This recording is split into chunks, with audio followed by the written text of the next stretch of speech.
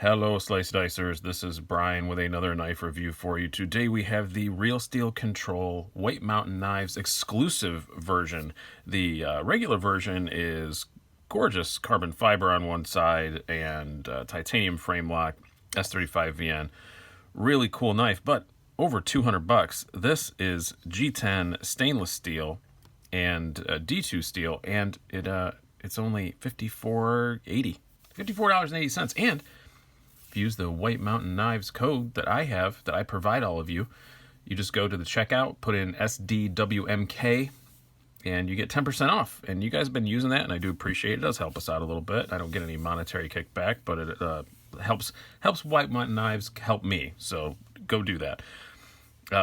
Pretty cool knife. Not only a bargain just for the control, but a bargain for these Real Steel Poltergeist collaborations, period. This is a collaboration with Poltergeist Knife Works out of Poland. They do a few models with Real Steel, and I think they have a couple more coming, actually. Actually, I know they do. I saw them on Instagram. But for example, this is the Real Steel Precision, much smaller knife, 14C8, or 14C28N steel. Similar other than that, the stainless steel frame lock G10. This is 56 something.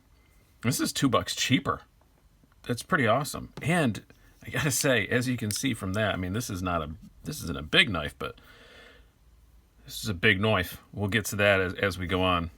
It's a big nasty naff. I do very much like it. And also, just to say, I will be announcing Sunday night how you can enter, but at my 5,000 sub giveaway is this coming Sunday. I'm putting this up on what is it, January 4th, so January 6th. I'll put up how you can win and what you can win. But this is one of the knives that is in that giveaway. It was provided to me from White Mountain Knives to use for the giveaway. So I have not taken this apart. Haven't done much cutting with it because it's going to somebody else. So just enough to really check it out. But I thought you guys would want to see it and go grab one if you want to, because it's a pretty unique knife. It's something that you don't see quite as much in this price range. Just it's a real beast. And I do very much like it for that. Let's do some stats before we get any farther and do some size comparisons. You have an overall length of 8.44 inches. You have a blade length of 3.55 inches. You have a blade thickness of 0.14 inches. Handle thickness of dead on half an inch. The weight is a bit. It's 6.6 ounces according to my scale. So this is not a light knife. You're looking at a lot of stainless steel frame lock there. Very sturdily built knife. But if you're looking for something light and svelte to carry around, this probably ain't it. 6.6 I don't think is crazy. I definitely own Riots that weigh a lot more and cost 6 times as much. But just want to get that out there. Let's do a few size comparisons. Compare it to one of our standards here. We'll do a few of the standards. You have the Spyderco Paramilitary 2.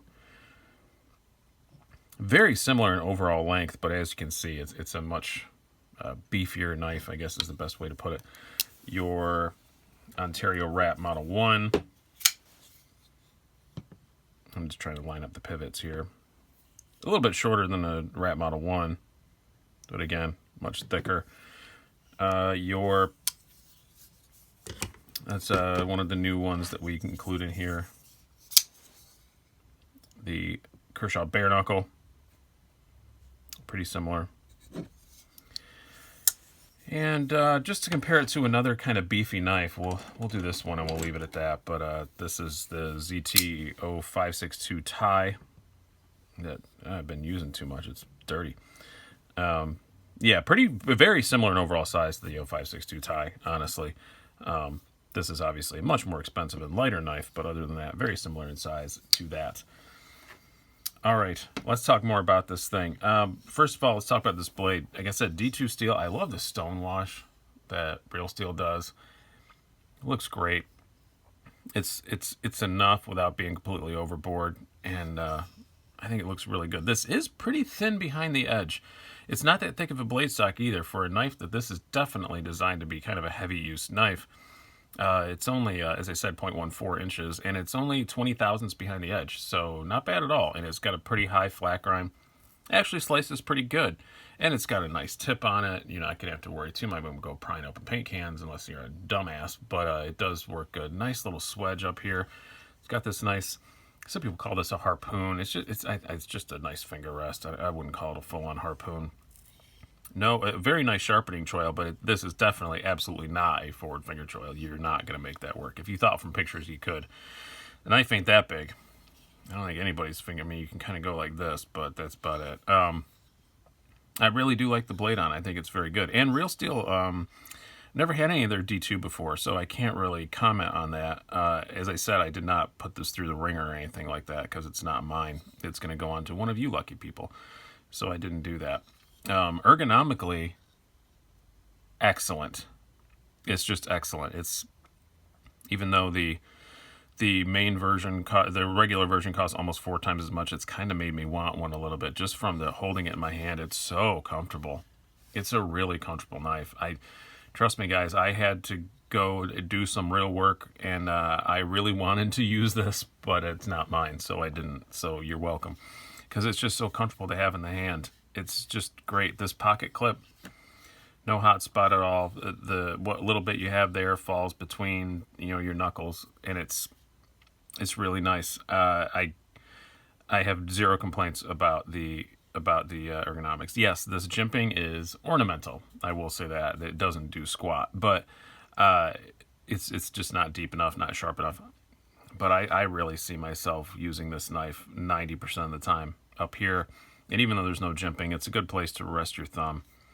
Works out great. The G10 is just grippy enough. It doesn't need to have anything grippy on this side. It's completely fine. And what they use, this nice little cutout they use to access the lock bar, which is fantastic, also works very well. It's just a good place to lock your thumb in. Or your forefinger in. This is right hand only, so sorry lefties, you get no joy here. But yeah, it works really good. Ergonomically, this thing is just a dream. I really do like it. As far as the carry goes, I'll do that next, I guess. Let me bust out the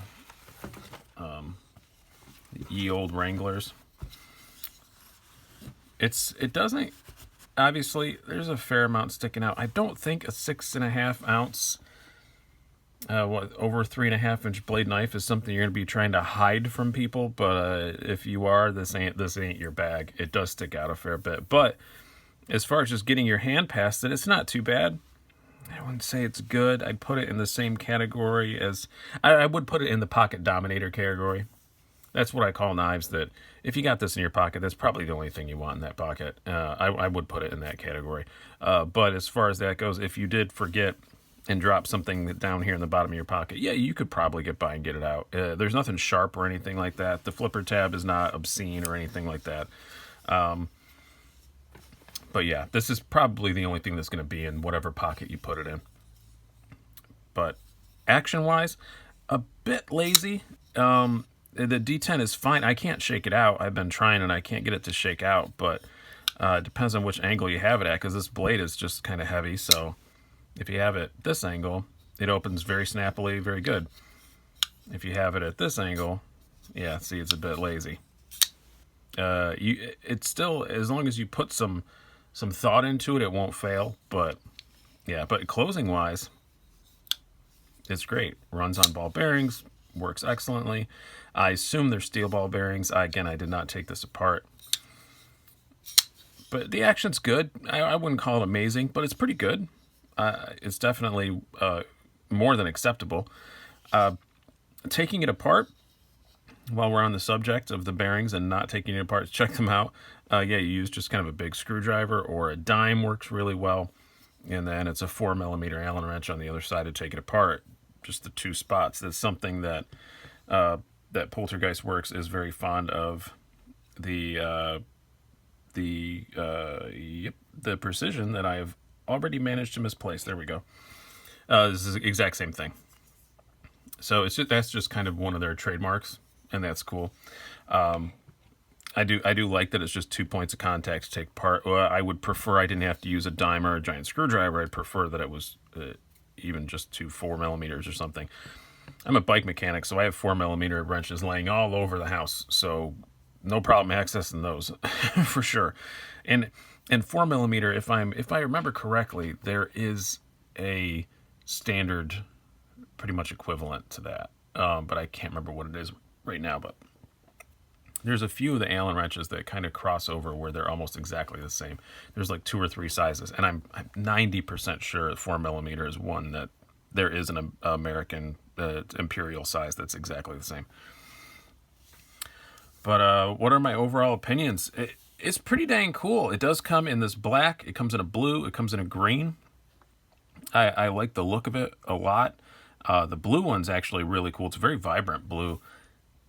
And I know Brian spec is a thing where I normally get the most boring version, but if I was to buy one, I'd probably actually get the blue.